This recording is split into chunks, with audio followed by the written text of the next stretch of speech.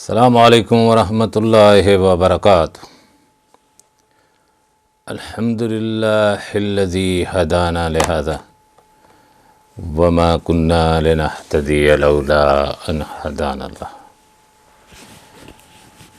آج اس حلقے میں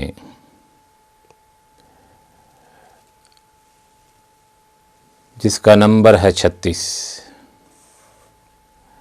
بیان کریں گے نعت خوانی بطور پیشہ اختیار کرنے کا شرعی حکم کیا ہے۔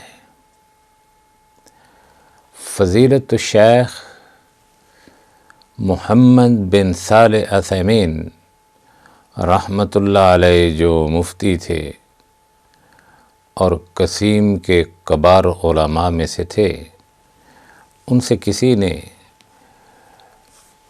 سوال کیا کہ فضیلت الشیخ نبی علیہ الصلاۃ والسلام کی مدح کو یعنی نعت کو تجارت بنا لینے کے بارے میں کیا حکم ہے، یعنی نعت فروشی کے بارے میں آپ کیا فرماتے ہیں، قرآن و حدیث کی روشنی میں وضاحت فرمائیے۔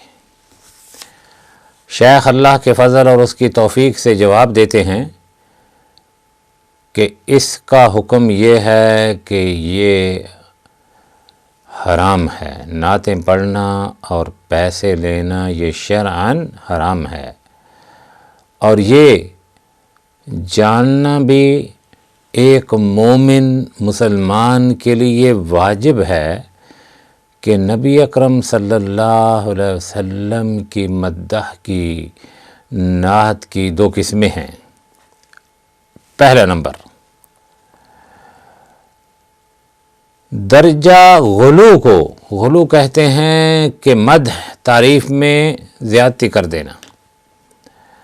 درجہ غلو کو پہنچے بغیر ایسی مدح میں کوئی حرج نہیں کہ جس نعت میں غلو نہ ہو،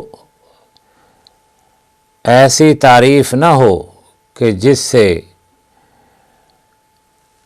غلو ہو، یعنی مدح میں ایسا مقام بڑھایا جائے نبی صلی اللہ علیہ وسلم کا کہ ان کو رب بنا دیا جائے، ایسا نہ ہو، صرف آپ کی تعریف ہو، صفات اوصاف بیان کیے جائیں تو اس میں کوئی حرج نہیں۔ جس کے آپ صلی اللہ علیہ وسلم مستحق ہیں، یعنی ایسی مدح میں کوئی حرج نہیں کہ آپ صلی اللہ علیہ وسلم کے اخلاق کریمہ، آپ صلی اللہ علیہ وسلم کے اخلاق کریمانہ اور آپ کی سیرت طیبہ کو بیان کرتے ہوئے آپ کے کامل اوصاف حمیدہ کا تذکرہ کیا جائے۔ دوسری قسم ہے رسول اکرم صلی اللہ علیہ وسلم کی ایسی مدح جس میں مدح کرنے والا یعنی نعت پڑھنے والا اس غلو تک پہنچ جائے جس سے منع کرتے ہوئے آپ صلی اللہ علیہ وسلم نے خود فرمایا، لا تطرونی کما اطرت النصارى ابن مریم فانما انا عبدہ فقولوا عبد اللہ ورسولہ، رواہ البخاری۔ کہتا ہے میری تعریف میں اس طرح غلو سے کام نہ لینا میری امت کے لوگوں، جس طرح عیسائیوں نے ابن مریم کے تعریف میں غلو سے کام لیا۔ میں تو اس کا بندہ ہوں، لہٰذا مجھے اللہ کا بندہ اور اس کا رسول کہا جائے۔ اگر کوئی نبی اکرم صلی اللہ علیہ وسلم کی مدح کرتے ہوئے یہ کہے کہ آپ سنیے ذرا غور سے، اور ہماری یہ جو بچیاں مسکینہ معصوم بچوں کو اس طرف شرکیات کی طرف لگا دیا، ذرا ان کو بھی مد نظر رکھنا۔ کہتے ہیں اگر کوئی نبی اکرم صلی اللہ علیہ وسلم کی مدح کرتے ہوئے یہ کہے کہ آپ فریاد کرنے والوں کی فریاد رس ہیں، آپ فریاد کرنے والوں کی فریاد کو سنتے ہیں، مجبور و مضطر لوگوں کی دعاؤں کو قبول کرنے والے ہیں۔ آپ دنیا و آخرت کے مالک ہیں یا آپ غیب جانتے ہیں؟ تو اس طرح کی مداح حرام ہے۔ اس طرح کی مداح سے بس اوقات انسان شرک اکبر کا مرتکب ہو کر ملت اسلامیہ ہی سے خارج ہو جاتا ہے۔ ذرا سننا نہ تھا، قسم سے دل کانپ جاتا ہے۔ اتنا شرک بکتے ہیں، اتنا شرک بکتے ہیں کہ شاید مشرک ترین آدمی بھی شرم کر جائے، اس سے دیکھ کے حیران اور پریشان ہو جائے۔ لہذا رسول اللہ صلی اللہ علیہ وسلم کی مداح میں ایسا انداز اختیار نہیں کرنا چاہیے جو درجہ غلو تک پہنچ جائے، کیونکہ اس سے تو آپ نے خود منع فرمایا ہے۔ مزے کی بات تو یہ ہے، آپ منع فرما رہے ہیں، لا تطرونی کما اطرت النصارى، او لوگو میری تعریف میں اس طرح غرور سے کام نہ لینا جس طرح عیسائیوں نے لیا۔ آپ منع فرما رہے ہیں، یہ کہتے ہیں ہم نے کرنا ہے، ہم نے تجھے رب کے برابر کہنا ہے، ہم نے تمہیں مشکل کشا کہنا ہے، ہم نے تمہیں فریاد رس کہنا ہے۔ منع کرتے ہو تو کرتے رہو، ہم نہیں اس سے باز آئیں گے۔ آپ نے خود منع فرمایا، اس کے باوجود تم حرکتوں سے باز نہیں آتے۔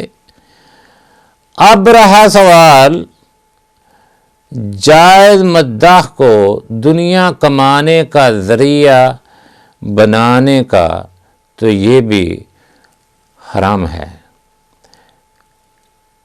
کہ بے شک مداح تعریف نعت صحیح بھی ہو، اس کو دنیا کمانے کا ذریعہ بنانا حرام ہے، کیونکہ آپ صلی اللہ علیہ وسلم کے مکارم اخلاق، صفات حمیدہ اور سیرت طیبہ کے ذکر پر مشتمل ایسی مداح جس کے آپ مستحق ہیں، ایسی عبادت ہے جس کے ساتھ اللہ تعالیٰ کا تقرب حاصل کیا جاتا ہے، اور جو عبادت ہو اسے دنیا کمانے کا ذریعہ بنانا جائز نہیں ہے۔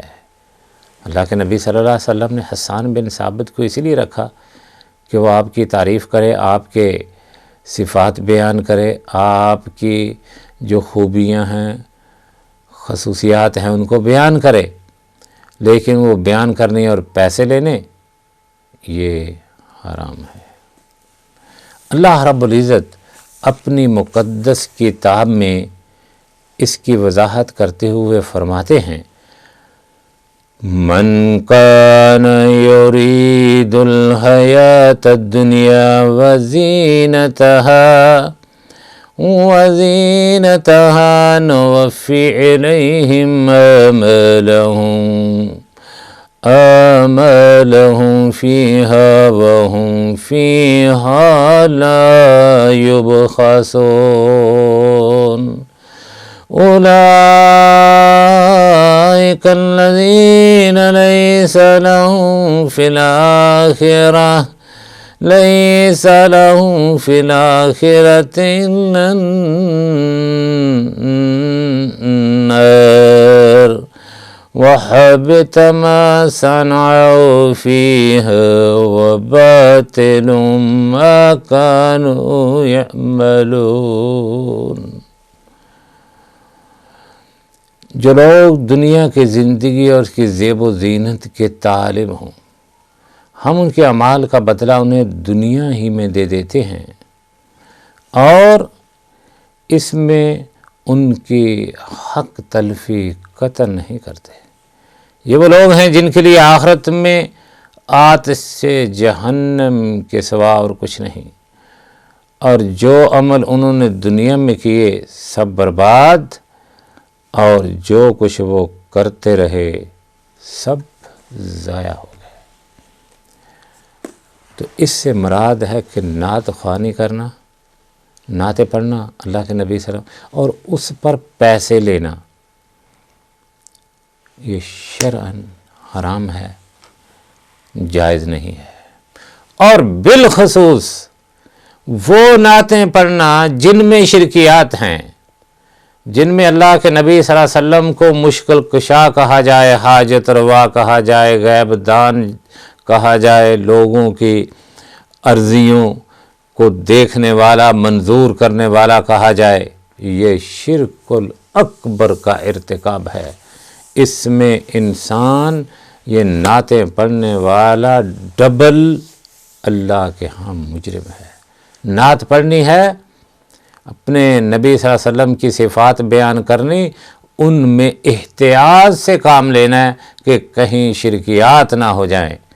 اگر شرکیات ہو گئی تو پھر انسان کی سختی سے گرفت ہوگی، اور اس دن اس گرفت سے بچانے والا کوئی نہیں ہوگا۔ دعا ہے اللہ رب العزت ہمارے سینوں کو توحید کی روشنی سے منور فرمائے۔ وصلی اللہ علیہ وسلم۔